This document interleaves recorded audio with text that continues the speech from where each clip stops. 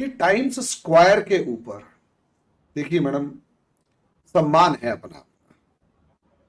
मेरे को वीडियो याद आती है, बुर्ज खलीफा के ऊपर इंडिया के झंडा लगाया जाता है या वो शो किया जाता है जब क्या नाम है वहां पर जो पर्टिकुलर इंडिया का इंडिपेंडेंस डे होता है उस दिन, एक दिन पहले पाकिस्तान की पॉपुलेशन भी खड़ी हुई थी और वो इंतजार कर रही थी कि वहां पर पाकिस्तान का झंडा दिखाई देगा। 22 जनवरी राम मंदिर की इनोग्रेशन की जा रही है और दुनिया भर से वहां पर लोग भी आ रहे हैं। सुनने में आया है कि इंडिया में अब तो ट्रेन और एयरलाइन की जो है वो टिकट्स बहुत ज्यादा महंगी हो गई और बिल्कुल बंद हो गया, मतलब होटल्स भी खत्म हो गए हैं कि भाई अब जगह नहीं है।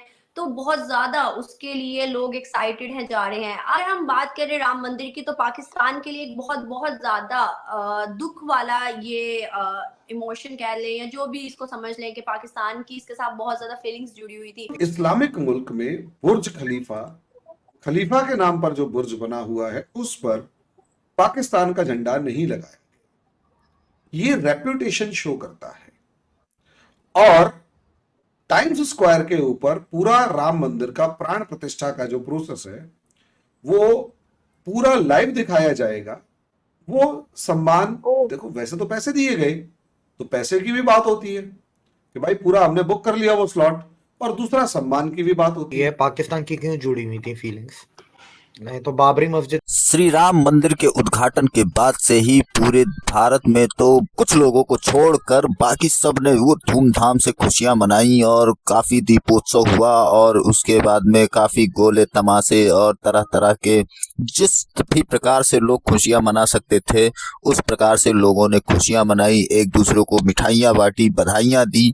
और यहाँ पर लोगों के खुशी का आपको हिसाब नहीं होगा, आप ये हिसाब नहीं लगा सकते कि लोग कितने खुश हैं इन सब चीजों से, जिस तरह से श्री राम जी का आगमन हुआ और जिस तरह से अब आप ये भी देख सकते हैं कि वो अब तक रास रचते रहे और अब जाकर वो अपने स्थान पर पहुंचे हैं इतने साल बाद। तो इसलिए भारतवासी बहुत ही खुश हैं, बहुत ही हर्षोत्साहित हैं और मतलब ये खुशी जो है वो आप जुबान से नहीं कह सकते, इतनी खुशी है लोगों के अंदर, ये आप सिर्फ महसूस कर सकते हैं इस खुशी को। और अब ये खुशी सिर्फ उन लोगों तक नहीं है जो अयोध्या पहुंचे हैं, जो वहां पर देख रहे हैं, बल्कि ये खुशी हर गली, हर मोहल्ले, हर नुक्कड़ पर आपको देखने को मिलेगी आज के टाइम में, आज के इस दिन पर। और हर कोई उस संघर्ष को आज के दिन याद कर रहा है जो संघर्ष 500 साल से चल रही थी भारत में। और अब कितनी बदनसीबी की बात है कि भारत में ही ये सब हो रहा था। हम भारत में वासी और भारत के लोग और हिंदू लोग खुद के ही भगवान को वहां पर नहीं पहुंचा पा रहे थे जहां पर वो थे। इस चीज को हमें साबित करने के लिए 500 साल लग गए, लेकिन कोई नहीं, इस बात का कोई दर्द नहीं है क्योंकि आज सारे दर्द खत्म हो रहे हैं और आखिर में जीत हुई भगवान की, इंसाफ की और सच्चाई की।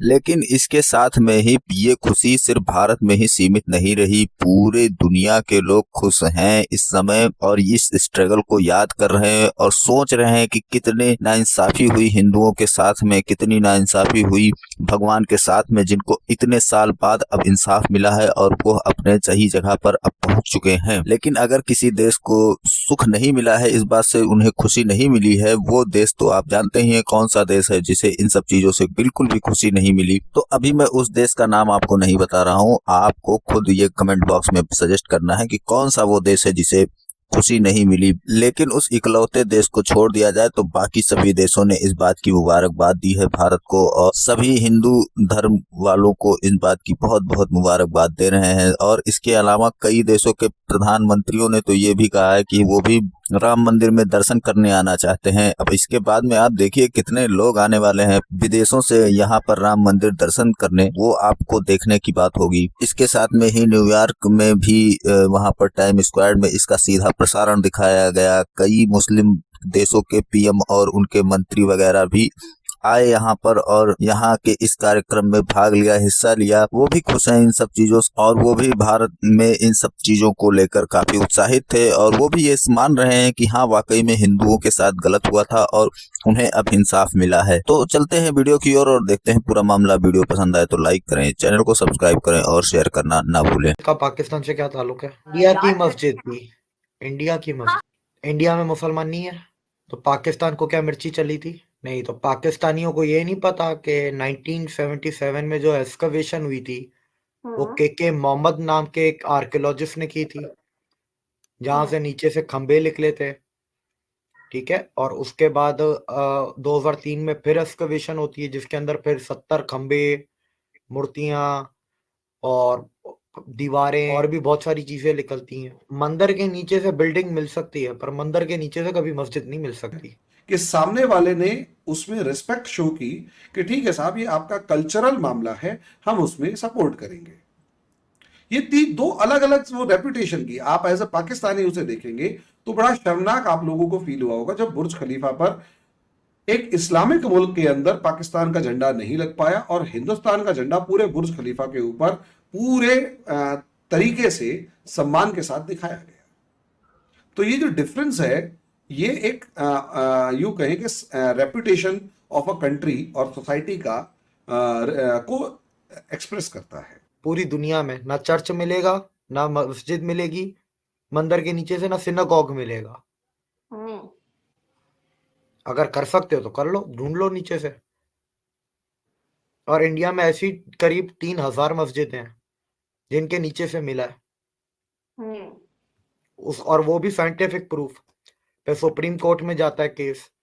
सुप्रीम कोर्ट में सिर्फ एक्सकवेशन थोड़ी ना रखी गई है, एक्सकवेशन के साथ साथ मुगल टाइम के रिकॉर्ड्स रखे गए। टाइम्स स्क्वायर के ऊपर हमारा लाइव टेलीकास्ट होगा राम मंदिर के इनॉग्रेशन का, बल्कि बैथलहम से लेकर जो जेरूशलम के अंदर जो थॉमस चर्च है, सेंट थॉमस चर्च जो है, उसका जो इंपॉर्टेंस है वही। अब प्रॉब्लम का राम मंदिर, कृष्ण जन्मभूमि और काशी विश्वनाथ, ये तीनों के तीनों हमारे 3 आराध्य देवताओं से जुड़े हुए हैं। सिंपल।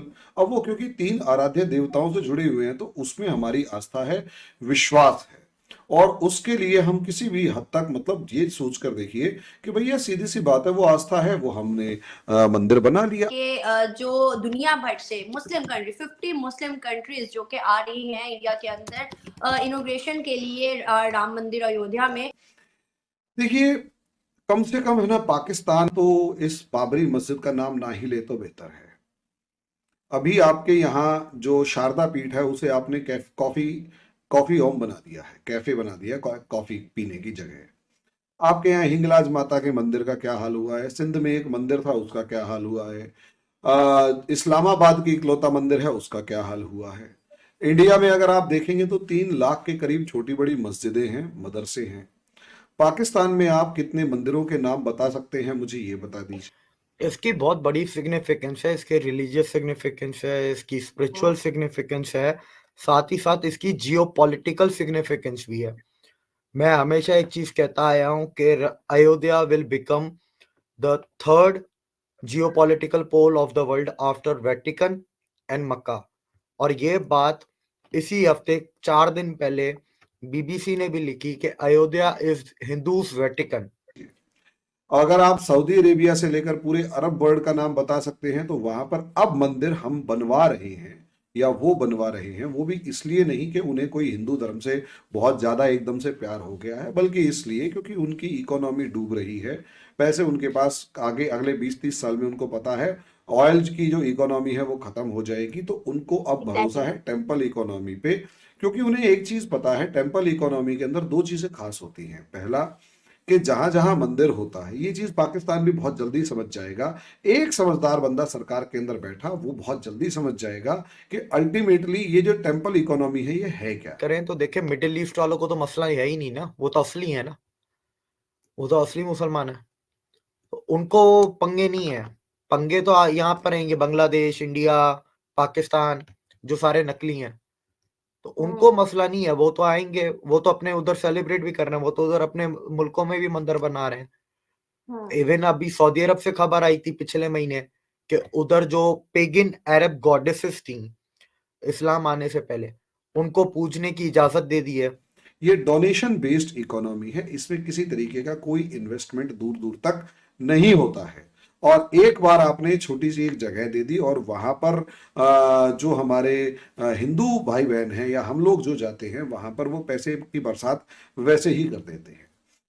अब दूसरी बात आ जाती है कि बाबरी डेमोलिशन। तो देखो, मैडम आपको पता है इंडिया में छोटे बड़े 40,000 टेम्पल्स तोड़े गए थे नॉर्थ इंडिया में।